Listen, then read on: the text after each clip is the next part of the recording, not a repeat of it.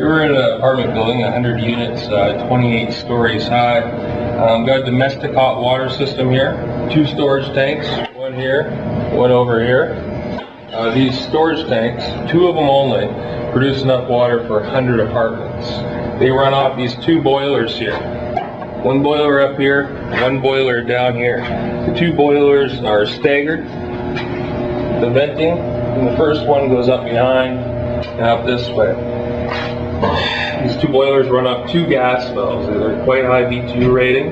You got a primary gas valve that runs the ignition sequence, and the secondary gas valve, once the pilot's been approved, the second gas valve engages. Both these boilers run off a Tecmar control. Tecmar control allows you to stage the 2 boilers, one to run at a lower temperature and a higher temperature, and then it flips them back and forth between which boiler ignites first and runs the longest. That way it allows your boilers to wear more evenly rather than one boiler working more often than the other boiler.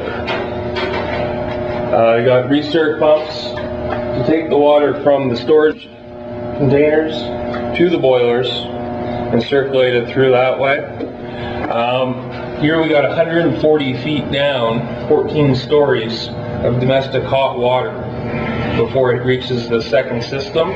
So that water's got to come back. The problem is by the time it reaches that low down, you end up with the water cooling off quite a bit. Here it's set for about 135, 140 degrees. By the time it reaches the bottom floors, it's only going to be at about 110. So what we have over here, this red device, it's a pump.